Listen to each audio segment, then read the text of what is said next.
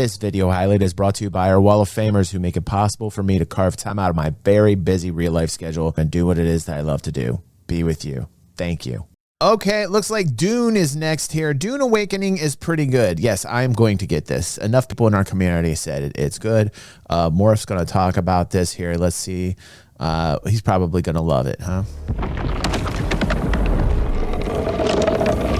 When I heard about Dune Awakening, I thought it was going to be just another one of those full loot PvP survival grinds with, maybe just a Dune branded coat of paint, especially since the developers behind it were the same ones that made Conan Exiles, which I wasn't a huge fan of personally. But after trying the open beta myself for a weekend thanks to Carolinger, a really amazing content creator who was kind enough to send me a key that he had, I was really surprised. I mean, really surprised.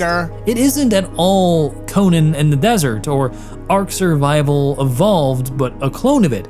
It's something a lot more thoughtful. And you as gave a it to fan Morph of Frank and not me, Herbert's Carolinger? original books, Oh, I found it to be something that feels like it actually belongs. Hold on, for Carolinger. Hold on, I have a button to push here. Shame, Carolinger. That's like, you gave it to Morph. Shame. Oh, shame. Fuck, man. Crazy. That's the craziest news yet. In the Dune universe, even if the story isn't exactly following Paul Atreides or the original plot lines. Yeah, there's some base building in there and some survival stuff you've probably seen before, but here, in the context of a planet that's meant to want to kill you, but no. Arrakis, it's actually something that makes sense for once. And maybe one of the most important parts of all of this is that they get the atmosphere right. They nail the way that Arrakis feels. It's not just set dressing, it's a character in its own right, a hostile place that the developers intentionally set up for you to constantly feel the presence of.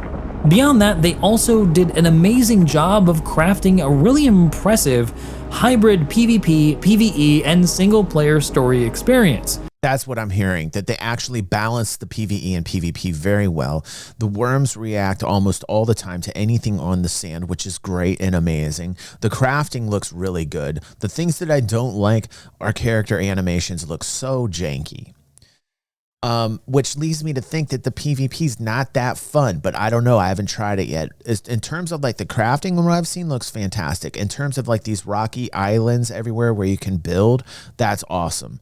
I'm not quite sure about the scale either because I've not played it yet and I've not been in it. But I'm not quite sure if the scale is sufficient enough. But from the people in our community, they're basically saying this is gangbusters and I need to try this out. Without forcing you into one playstyle. It's a refreshing take that I don't think sci-fi or Dune fans are going to want to miss out on. So let me take you through a bit of a detailed impression of my experience over the weekend it was an open beta, and then tell you about the super ambitious endgame that they've got planned. If by the end you like this kind of video and you want to see more Dune content, let me know by hitting that like and subscribe button to show your support. Just as I hope you'll stick around for the generous sponsor of today's video, Incogni. Sorry, I just can't deal with it. Just, for God's sake. Morphologis. But you might be curious what exactly Dune Awakening actually is, because looking at it from the outside, you, like I, might have just dismissed it as this PvP grind thing that so many other games are doing nowadays. But it is not a hardcore PvP. First of all, there's like not a lot of games are doing PvP grind thing. More are getting away from it because people feel like the general population hates PvP, which is crazy because a traditional sandbox MMO is PvP. So there's a lot of aversion to PvP. So I don't know what Morph's talking about. There's not tons of titles out there that endorse like a PvP grind out there at all. There's more people that are endorsing a PvE. Really, if you ask me. MMO. It is not Rust, but in Dune skin. What it actually is a really cool hybrid combination of optional player versus player, player versus environment with special emphasis on environment, single player story campaign embedded into a massively multiplayer online open world. It's quite a mouthful, and I'm not surprised the developers have had a hard time communicating what they're trying to do here. But it's part of what makes it such an ambitious project. and it's all woven together in a pretty clever way. The single player part of it is introduced to you right away from the start of the game, and it serves a twofold purpose. The first is to introduce you to the world of Dune by giving you some useful exposition and to immerse. Here's the thing that I think initially off the bat in Unreal 5 is that the character creations and the character modeling looks really backdated.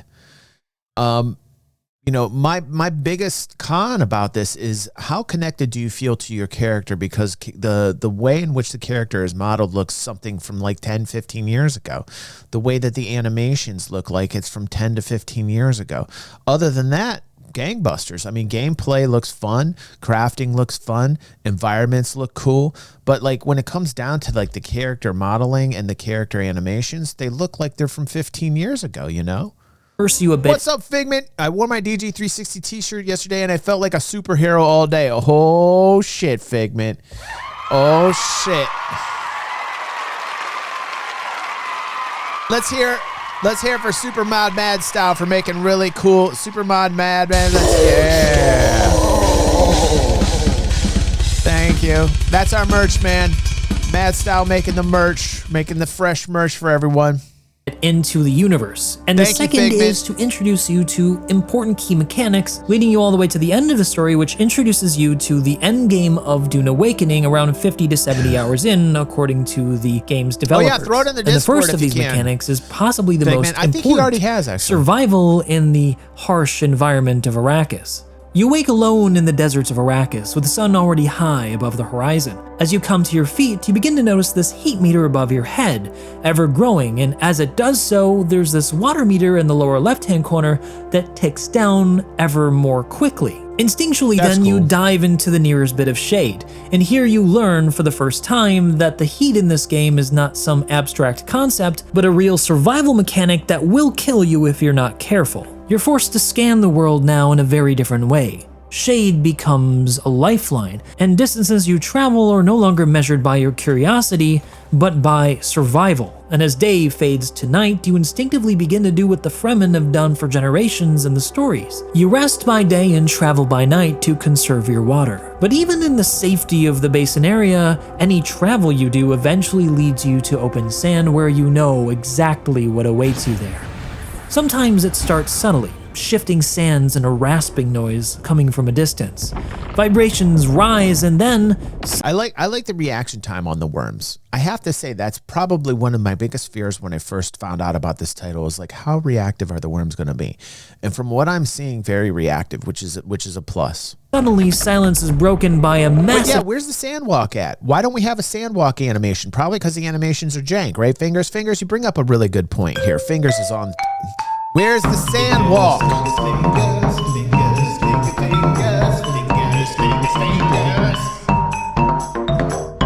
Yes. Where is the sandwalk? We don't see it. Where's the animation for the sandwalk, for God's sake? It's non-rhythmic patterns. It's some crazy ass walk. Where's that at? Let's be historically accurate with the lore. Like, I have not seen anybody doing the sandwalk, right? Like, where's that at? That should at least be in the skill tree. Like, top tier Freeman, you should have sandwalk is on the tier tree. No, for one of the skills.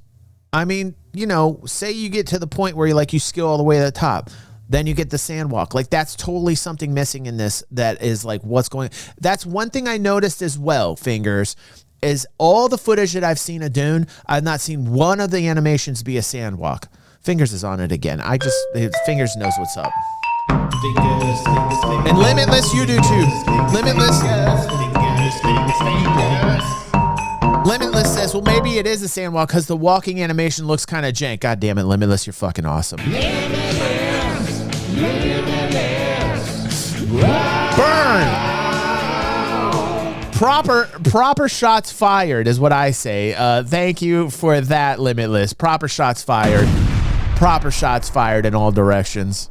Explosion of sand and a thunderous ticking emanating from the glowing maws of a gigantic sandworm. And now you're faced with a brutal question. Do you stay still and pray that you go unnoticed, or do you run for it and risk drawing more attention? It doesn't take you long then to realize that any careless step out into open sand is a death sentence in this game. From then on, you're not just looking. I mean, the gaming in 2025 is like crazy. And Arc Raiders and Expedition 33 and like all these titles are dropping. 2025 is a really good year for gaming right now. Figment is absolutely right. He's pulled in 1,000 directions with 4.2. I haven't even downloaded 4.2 yet. Shame on myself. Shaming myself. Like, I need to get on it. I have no time for gaming this past couple days, man. Like, I actually played about a good 4 or 5 hours this week. And oh, by the way, did the patch wipe everything? Are we okay? Are we okay? Everything's cool on the Star System 4.2. Still got all the ships acquired in game. Still got the creds. Everything cool. No full wipe. Everything. Please, somebody tell me that everything. Shit. Fingers lost a lot of components. Figment said he had all his stuff on 4.2. I get worried hearing Fingers saying he lost the components, though. Looking for shade, you're looking for escape routes. You learn to keep the high ground in sight. No always. Shit, really? And just Even as ammo? you thought you survived the worst of it, a cloud appears on the horizon. What's up, Instigator? 43 months. Shit. 43 months. Yes, you're not gonna hit me. Yes. Instigator has nearly been subscribed to me for 43 months straight. That's almost 4 years. Oh my God, Instigator, dude.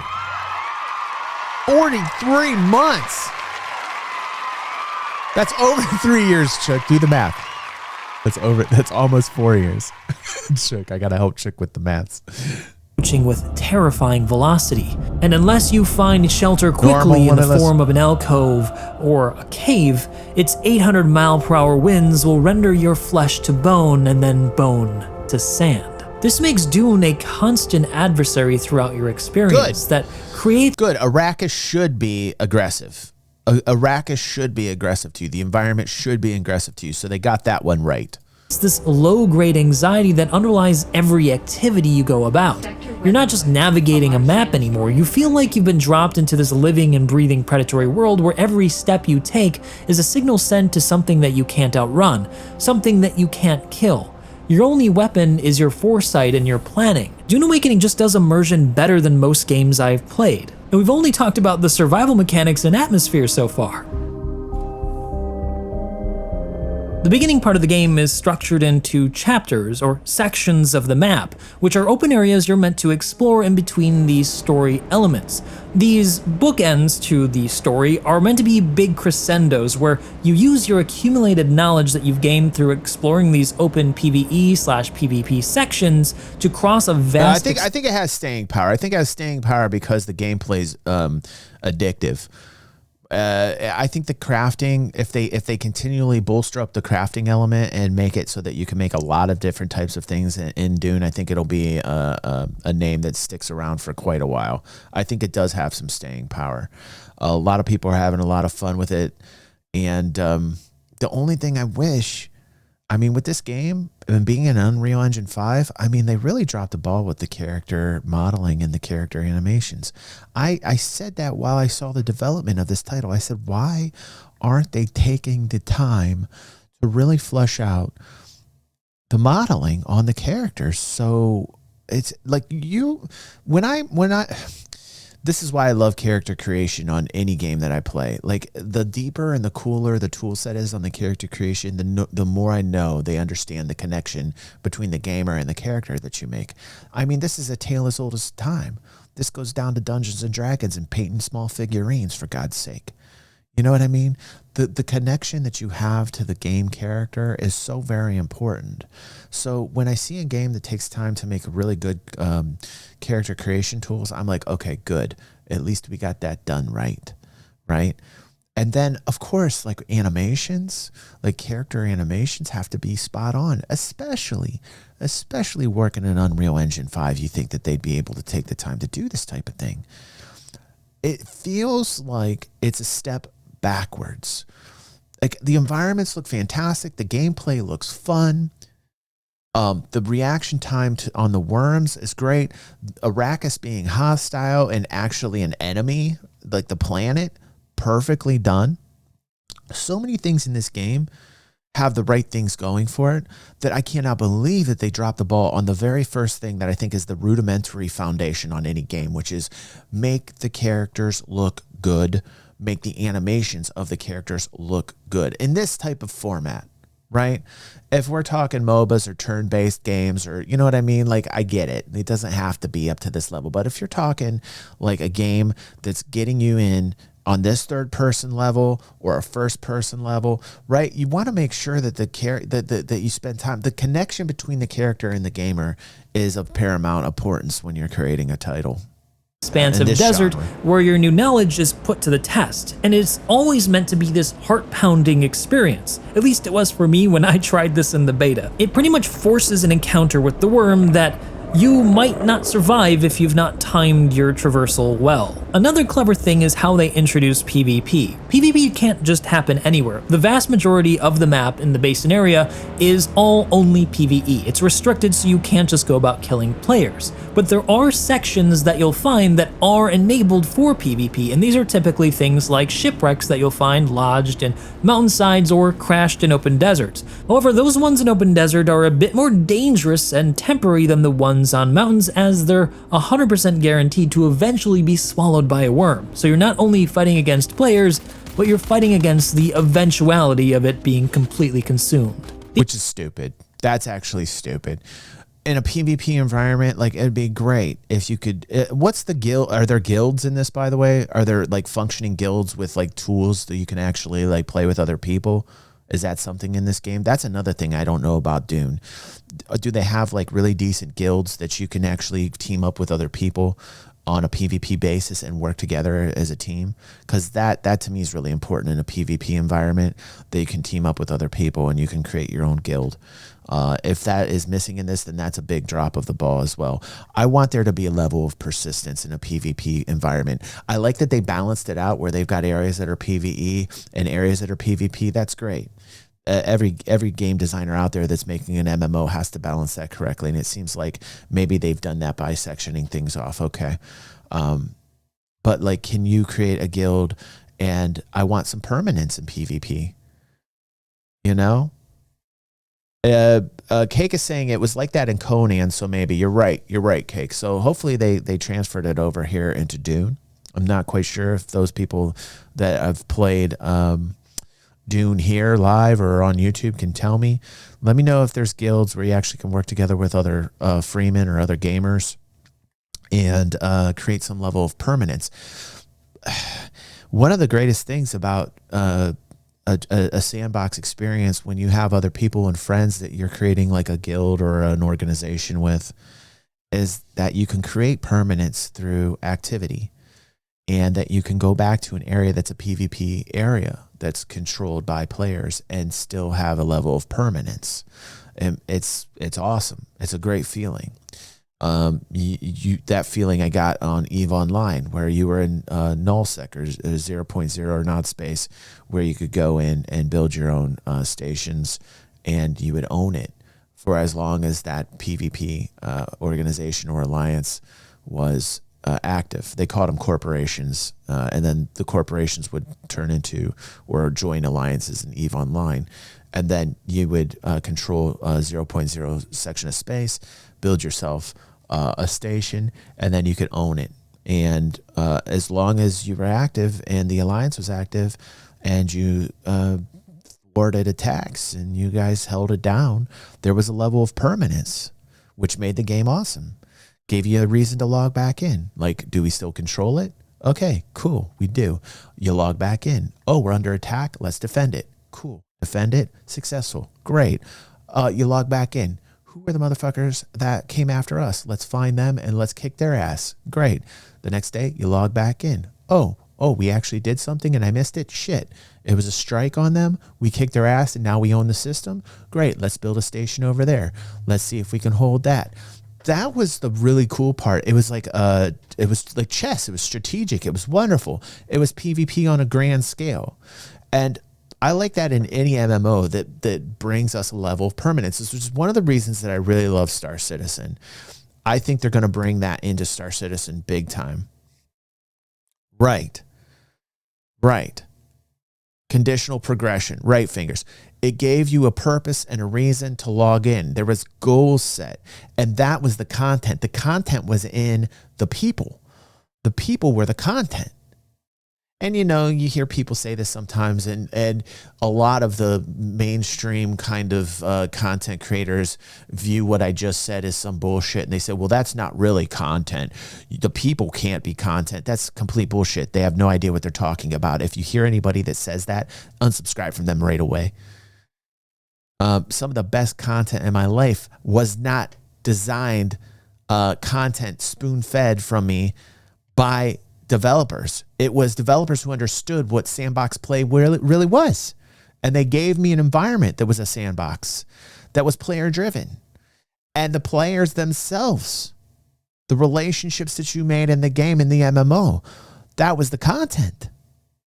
It was beautifully, the beauty was in the simplicity.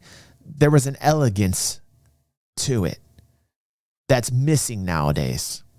In true MMO sandbox play. We talked about this last night a little bit, but I didn't delve into this portion of it, which is like a lot of people playing games these days, especially MMOs, want everything kind of spoon-fed to them, and they call that content.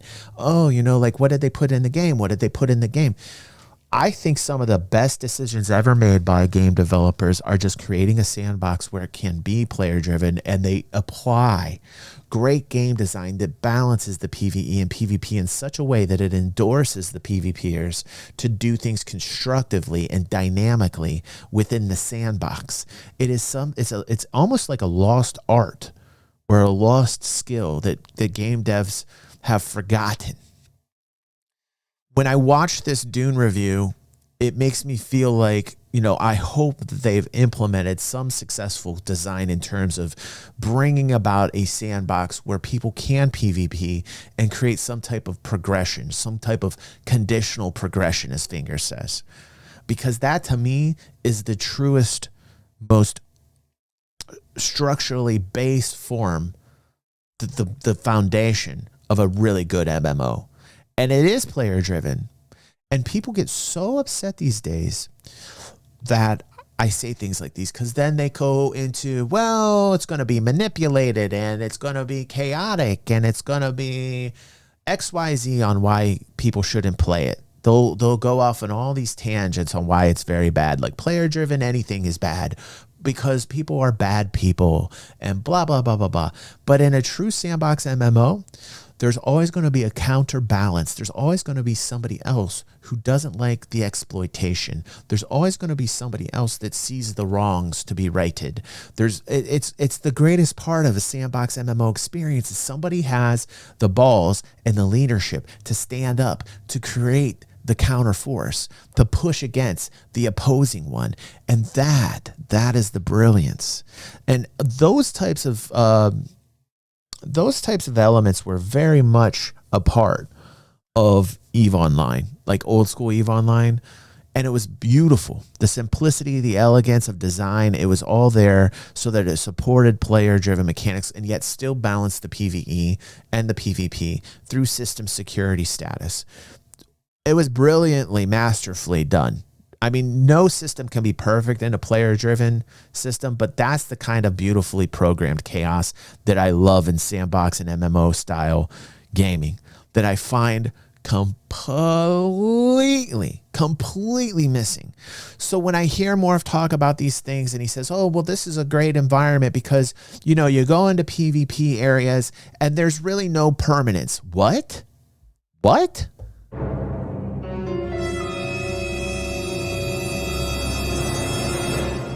It's a complete disconnect on everybody that is of the ilk that loves everything that I've just explained.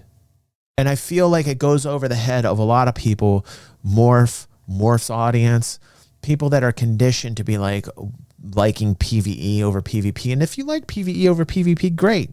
That's your prerogative to do so. And I've even PvE'd and I've had good times with PvE where you just want to relax and chill and not have to worry about anybody else, right?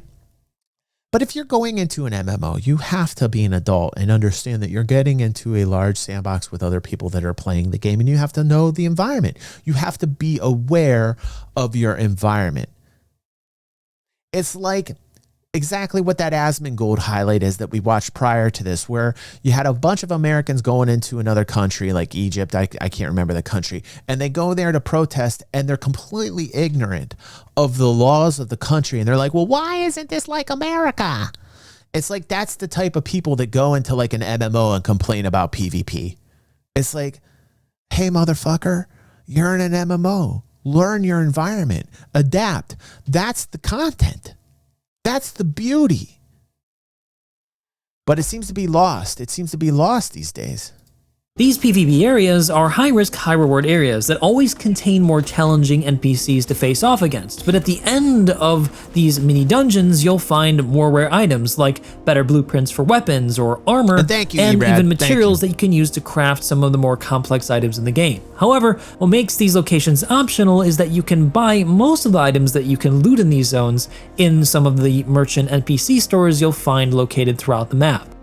But then you might be wondering, how does PvP and combat work if it's not a full loot PvP game? Well, it does enforce a meaningful consequence to death despite not being full loot. In PvE, dying just reduces your equipment's durability, a mechanic tied to the game's crafting system, a loop we're going to go over just a little bit later. But your gear is still returned to you upon death. PvP zones. I don't like this either. This is some bullshit baby shit.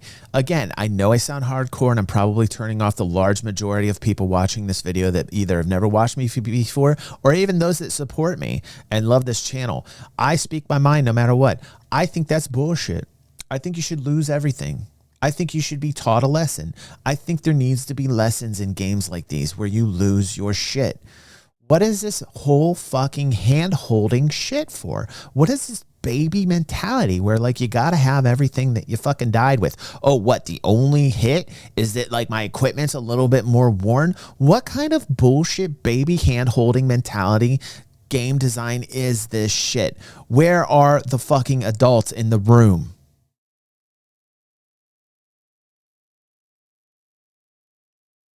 What? There should be consequences to the choices that you make in the game, and it should have a direct loss. There should be a loss, a vacuum after decision making that kills you. And, you know, there's a lot of people that go, well, like, if I go out in an area, I instantly get ganked and griefed and all this shit. Well, okay, I can see that angle.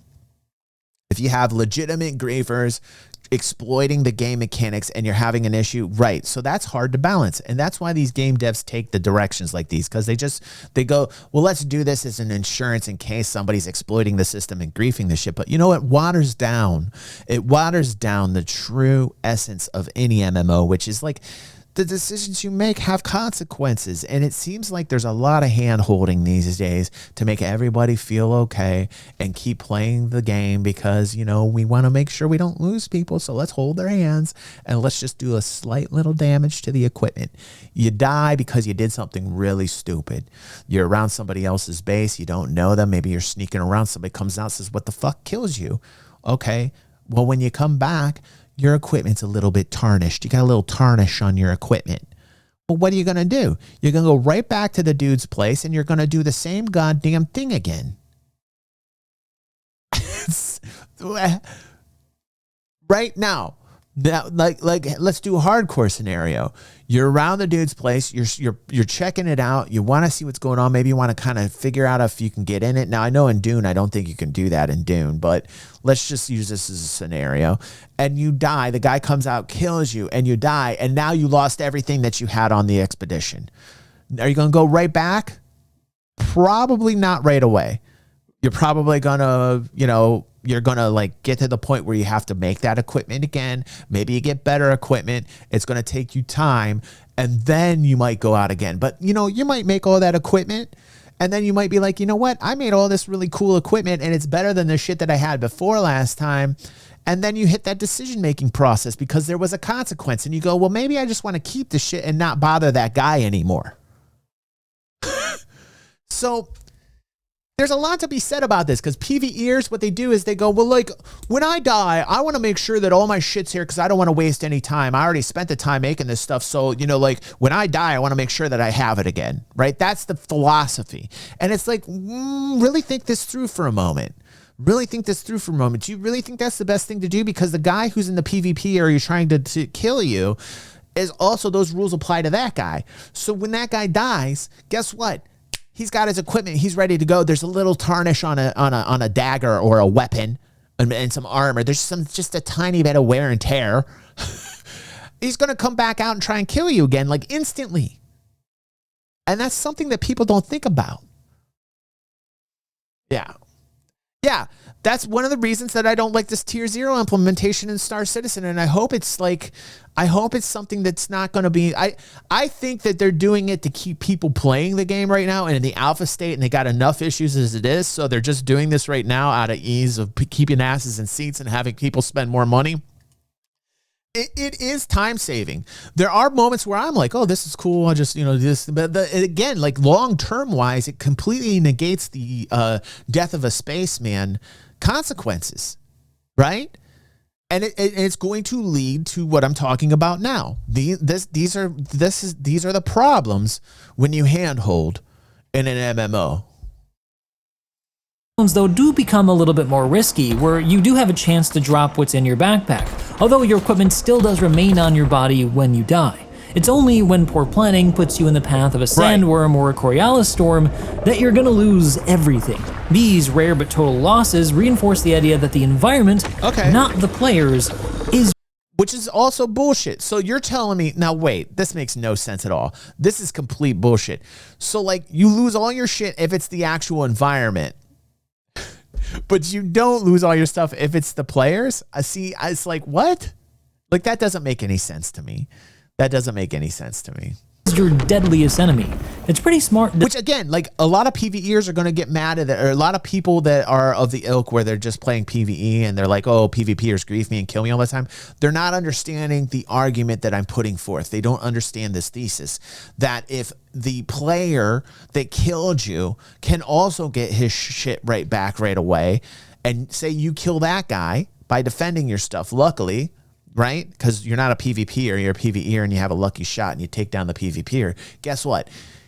He gets tarnish on his weapons, and guess what? He's coming right back after you. Like they don't, it's like, you know, like duh. Design choice, and it ties directly to Dune's core themes. Something that, again, I really appreciate as a big fan of the books. Hey, what's up, Jump 2? General combat in the game does start off, though, a little bit slow, and I think this may have affected some people's first impressions of the game. I also agree with what Cake said. There does still need to be balance, and Cake is right, but it's important to make spawn kill balance to create chances to recover. Yes. Jamma says, I still thank you, Jump 2, for making that clip. Jamma says, I still think Sigyn could do something where you player would have to purchase insurance in game on character. There could be like a life insurance or something of that nature, possibly, Jamma, right? I'm not totally averse to that. Game who didn't play any further. You are given only a basic set of weapons. But I do feel what Masterful Engineer is saying, and I wholeheartedly agree. Though we need to have real losses to feel real accomplishment. This is life. This is survivability. This is adaptability. And you know, a lot of MMOs out there aren't implementing this as a design model for their MMOs. Like some dart guns and some crude knives, and it feels fairly limited. But as you start progressing, there's pacing to the game where as you progress, the game introduces you to more advanced gear and skill trees that open up doors to more tactical combat options. When you start the story's prologue, you get to choose one of 5 skill trees based on your backstory, and each of these grant different lore-based abilities that counter or complement the others, adding a rock, paper, scissors dynamic to PvP. Personally, I wanted to go with more of a Paul Atreides build, so I decided to go with the Bene Gesserit, which, yes, allowed me to use the voice.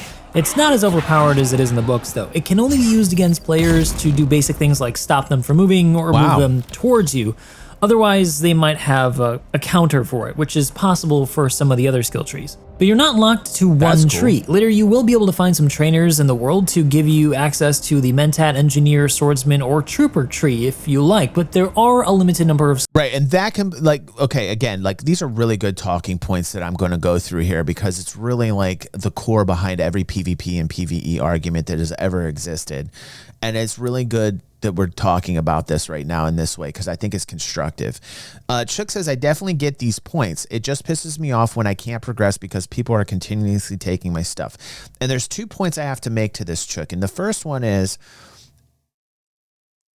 how is the game designed? Like, first off, the gamer has a responsibility to understand what it is that they're getting themselves into. If, in fact, the developers have designed there to be a level of chaos in the MMO, then expect there to be that risk.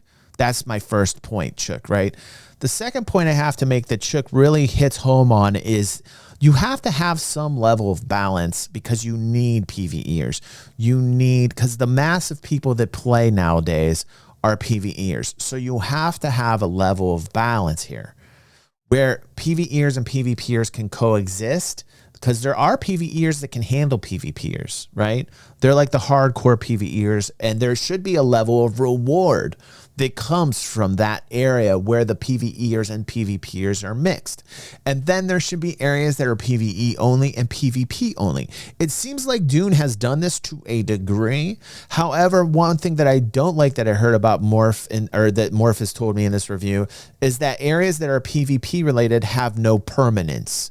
And that means that the work and the energy that I'm expending in a PvP area has no chance of having a level of permanence to it based upon the success of the people that I've gathered and led into the desert to fight other people. And that to me means, why am I wasting my time and energy if I cannot create a level of permanence with other cool gamers that have this philosophy? That's where I'm at on that. But I totally understand where you're coming from, Chook. Nothing is worse than people that grief for grief's sakes and exploit the game's mechanics against you continually, making your gameplay experience miserable. I am in your court 110%. I understand that PvE plight, and that's why it's on the shoulders of the developers to create that balance so that there are areas that are relatively safe. Erad says, I'm a PvEer who enjoys PvP. Best of both worlds. Great content. Love Erad. Good friend of the channel. Go check out Erad. Wonderful content and a wonderful, awesome dude and a great gamer who eradicates people. I love him. Skill points that you can get, so you have to commit strategically to the ones that you prefer and fit your playstyle. And you can only choose 3 active skills at once to fit the given situation. So you'll have to pick and choose which is best for a given situation you plan on going into.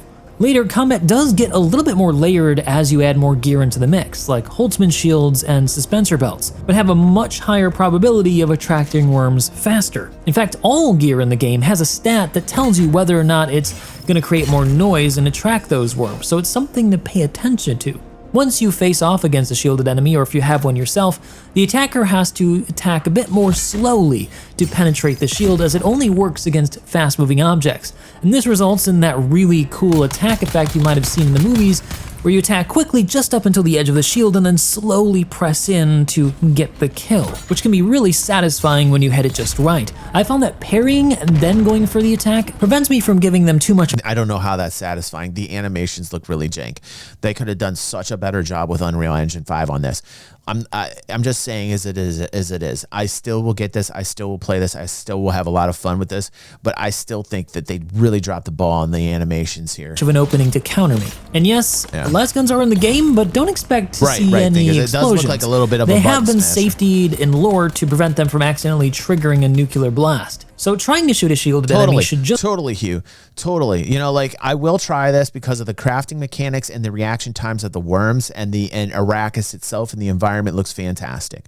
However, these animations are a huge turnoff, as Hugh says. By the way, Hugh, I let everybody know what an amazing gentleman you were last night with the gifting and helping out the channel. Hugh is a gentleman. Everybody bow to his amazing gentlemanliness.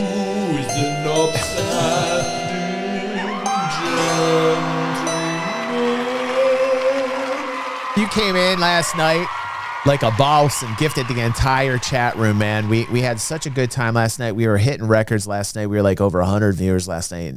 And Hugh just said, screw it, I'm going to gift the entire room. And that is just super awesome because that helps the community grow. And I love you, Hugh. Thank you, man. Just result in a click instead of a giant boom, which is probably for the best given that this is a game and people would probably end up nuking each other all the time, every single encounter. Yeah. And then, of course, I'm hoping Lost Soul says this just gives them something to improve upon, and I hope so. I mean, I saw the reaction times from the THUR as well, which was awesome. They just pour it right down, and you get in this level, this zone where you're in a fucking force field, and you have to fight them. The reaction times here are great. The reaction times of the worms are great. Like everything about like the AI, the NPC reaction times are fantastic. Like, it feels dangerous. Between the planet being dangerous, between the THUR, between the worms, that's fantastic. It's just that the damn character animations and character modeling is just so 15 years ago, you know? There's the spice. What's up, DY? And more, it's this powerful, highly addictive substance that's tied to giving users prescience, which is how guild navigators in the universe are able to traverse the vast distances of space without hitting a neutron star or a black hole. And the only place in the Dune universe that has it is, as you might already know, Arrakis, Dune itself, making it the most valuable substance and the most valuable planet in the entire human imperium. In Dune Awakening, then, consuming spice grants a temporary buff and abilities, but use it too much and you'll build up a tolerance, requiring more to do the same thing. It also carries with it long-term consequences like withdrawal, although these weren't available to me in the beta, so I can't speak directly to what those might be, but the developers said that there would be one. By the way, spoiler alert, Arrakis eventually ceases to exist. Whoops. Oh, did I say that? Oh, I'm sorry. What? Read the books. That is the biggest spoiler alert of all time for people that never read the Dune books. I'm sorry. I just have to put that out there. Now read them. Read them and find out why. And wait till you see what happens to Paul and his kid. Holy God, his kid. What happens is crazy. What happens afterwards is crazy. In order to counter the effects of the spice, as you gotta read the rest. It can be a bit powerful to use at times. I think there's 6 books. Crafting and base building are central to everything in Dune Awakening. Well, you do start with some simple prefab walls, floors, and ceilings. As Herbert got older and older, man, he cranked up that shit to 11. Children of Dune and the others in the series. Oh my God, like he went nuts with it. Like it is the whole series is some of the craziest. It is one of the craziest of all. I mean, like where he went with it, it was totally unexpected. Like totally unexpected. Probably the best reading of my entire existence. Feelings, more interesting components unlock as you progress through the game. But bases aren't just cosmetic in Dune. They're your lifeline. They protect you from the environment, preserve your hydration, and serve as your primary crafting hub and base of operation before you set out on any journey on a given day. You'll need to gather resources to build everything from armor to weapons to complex gadgets like personal shields. And as you level up through combat exploration. And I think that's a spoiler worth spoiling people for, because I want you guys to read it and figure out what the fuck happens. You know, like a lot of people haven't taken the time to read the other books because they don't know what's happened and they have not been given any incentive to other than reading the initial Dune book. And then a lot of, I would say a large portion of people that read Dune don't read the others. I'm telling you right now, totally worth it. All different flavors. Every single book has a different flavor. I gotta say, it's a fucking masterpiece. Herbert went crazy with the characters. And I can't say anymore, but like, I don't want to say anymore. Never mind. What happens to Paul? Let me just say this. What happens to Paul? I'm getting goosebumps right now, man.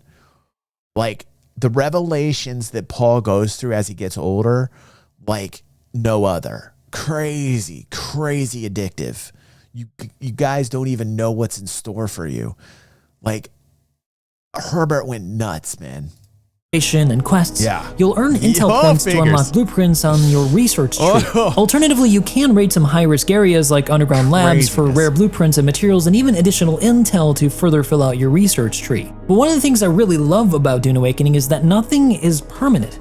As you use items and as you die, inevitably, your items lose durability over time, which keeps you going out and exploring and scavenging for yet more materials and yet more blueprints to craft better items. Some are even more rare, with blueprints that are only single use, encouraging constant movement and engagement with some of the more difficult areas of the map. One of my favorite discoveries was that you can actually craft a crysknife, a powerful melee weapon made from a sandworm's tooth, but only after you get eaten by one.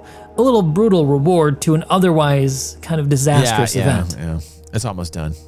But all this crafting is meant to help you progress towards the final part of the story, the deep desert beyond the shield wall. Here's what I like about Morph's content. I'm going to give you the pros and cons about, and this is constructive criticism for Morph. I probably never watches anything that I'm enhancing, but like for instance, this video is 17 minutes and I think we're like at 35, 40 minutes into this because of my commentary, which again, it's what I do. I'm an enhancer.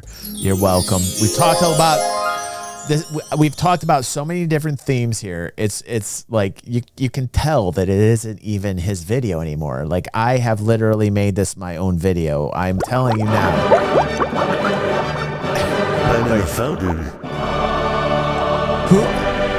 I feel like this is a DG360 video. No, but he does. I'll tell you the things that he does good on. Constructive criticism. And again, I respect anybody that comes to YouTube and does the content creation gig and takes their time to put their voice out there. I give a lot of respect to people, even if I don't agree with them. Morph does a great job at all the footage, the cuts, the footage that he gets in game, the way he splices things together. The transitions are wonderful. The audio is wonderful. The music he incorporates is great. And that's all like very professional, and he wraps it up in a very professional package, and he does a great job at producing and editing. Just A+, top notch, great editing and production value, A+. No question. No question. If somebody were to come to me and say otherwise, I would just laugh and scoff and be like, okay, whatever. You don't know what you're talking about. Like Morph is A+ when it comes to all of those factors of content creation.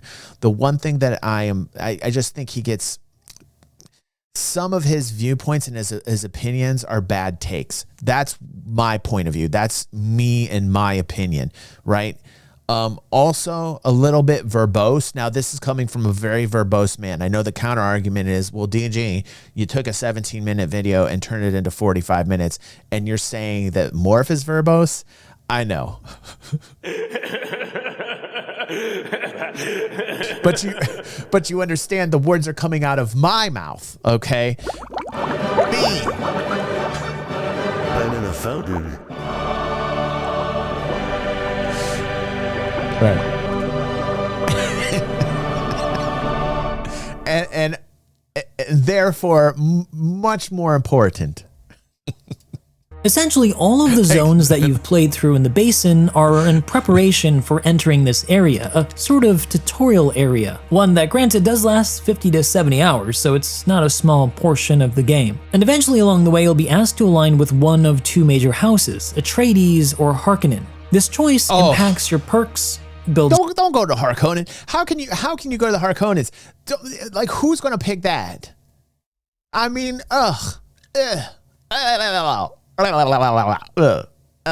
your alliances, unlocking the political part of the endgame experience.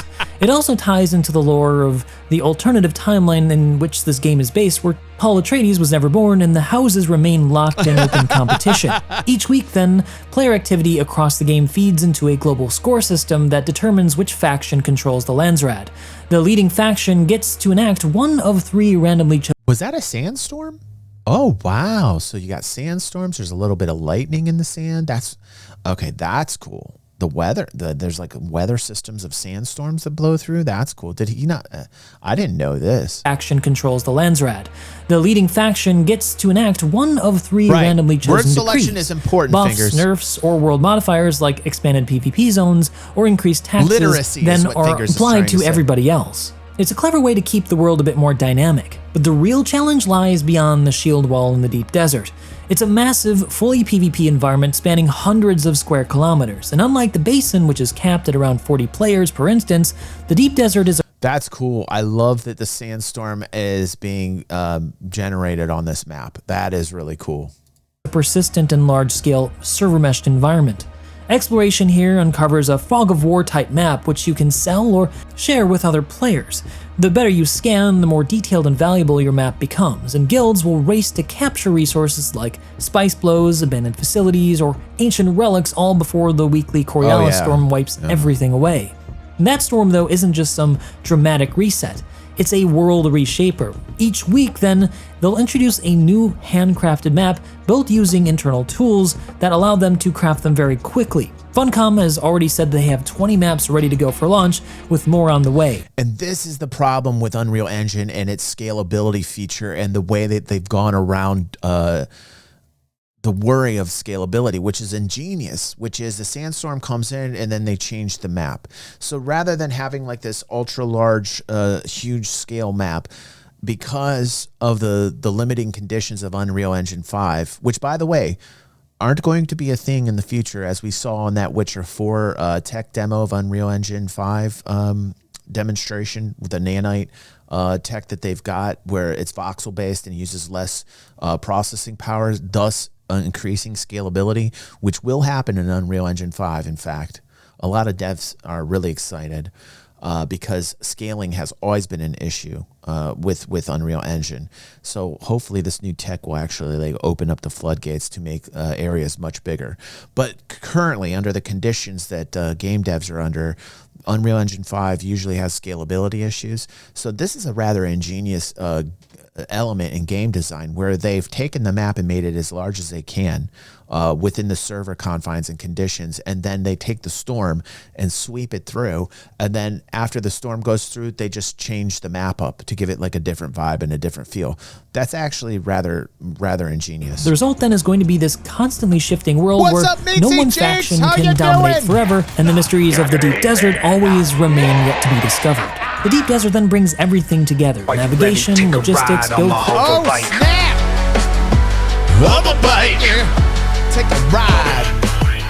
Minxie Jinx would take a ride on my hover bike. She's awesome. Minxie Jinx, good to see you. You saw me like one of your posts on X, didn't you? So you're like, hey, I'm going to stop by and tell old DG what's up. Thank you, Minxie. Minxie's one of the most old school people in the community. I love her. Coordination, worm sign detection, and PvP. It's a bold and ambitious system that feels authentically Dune. Now, personally, I've only had around 20 hours in the safer basin area, but from what I saw and what's been promised, what do you think this of could Dune, really be Minxie? something special. And it's what's got me so excited about the prospect of playing Dune Awakening when it comes out. If Funcom then can deliver on this vision and they can hold the line on avoiding a premium shop or microtransactions like they say, I can easily see Dune Awakening becoming a long-term obsession for me. And I've already picked up a copy for myself. So will I see The biggest drawback besides character animations and character modeling on this is, of course, Funcom, because they're owned by Tencent. So that, like, I kind of, like, this is an exception for me, and I hate that I'm making the exception here because the game looks so fun. But Erad is right. When you get into this, you're supporting Funcom and you're supporting Tencent. And Tencent is a CCP-owned company. In fact, the CEO for Tencent works in the government, in the CCP. So, like, I completely get where Erad is going on this one, because I don't like putting my money towards people that are CCP controlled. And it is something that hurts my brain, because I know when my money goes towards this and I play this, that ultimately I'm actually helping them out, which is just crazy, you know?